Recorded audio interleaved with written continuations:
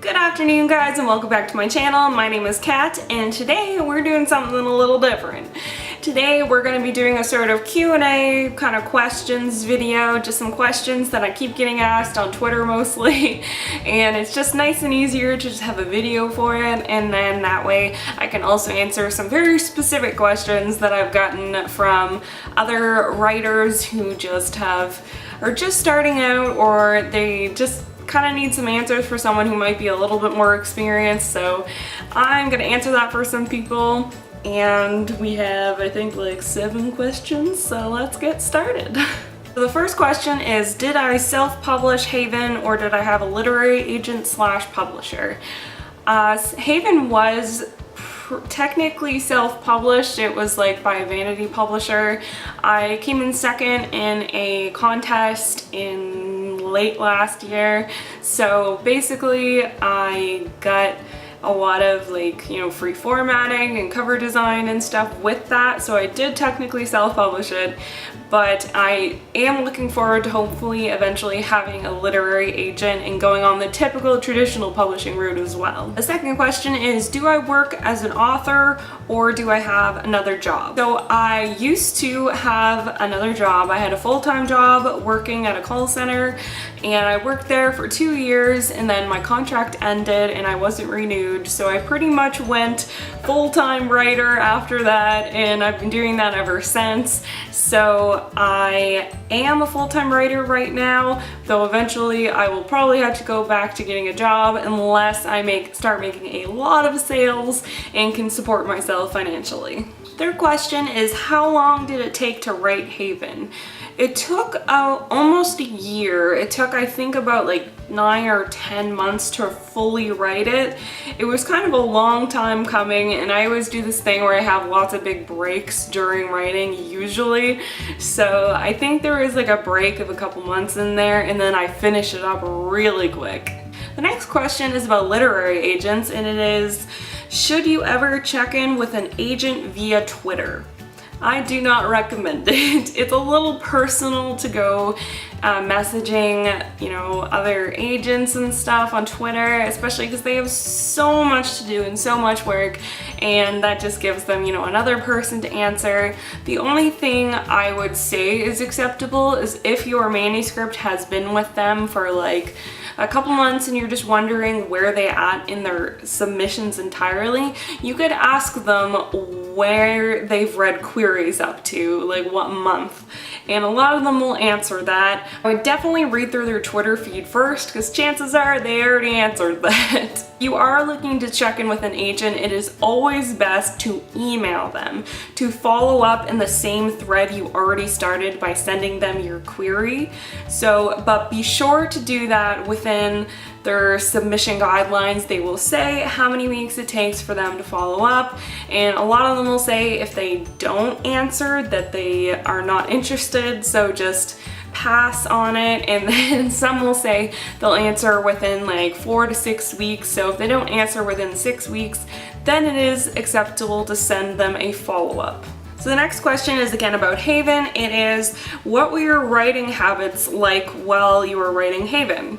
So while I was writing Haven, I was working full-time, so I did a lot of work just at work, like in between calls I would write, so I would almost always just write at work.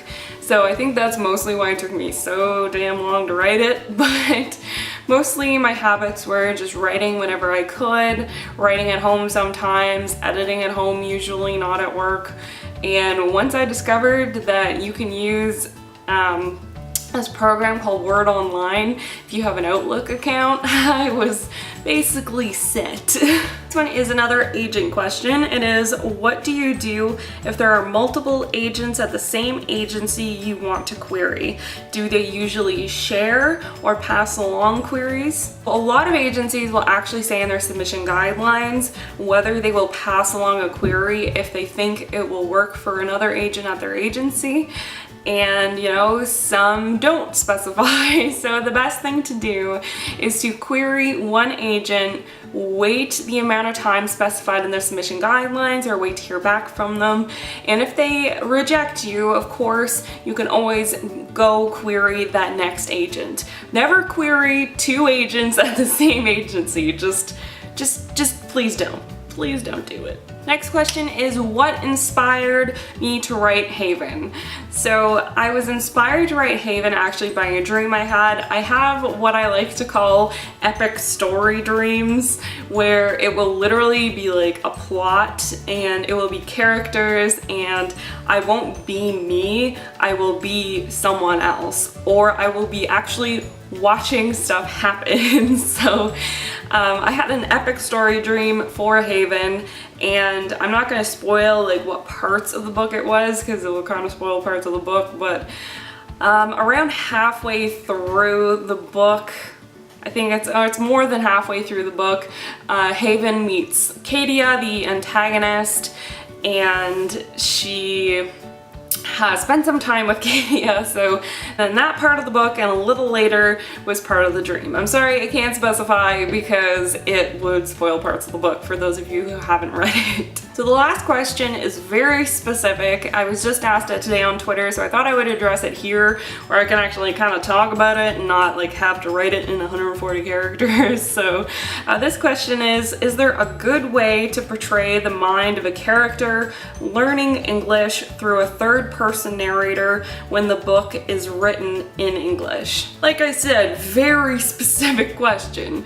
So to do this, I think it would just be best to focus on your character a lot when you're writing, and just like you would normally write, just write them having issues reading English. That's pretty much all you have to do. But in this way, you would be writing, so what was their original language? So I'm fluent in French, so I'm just gonna say it's French.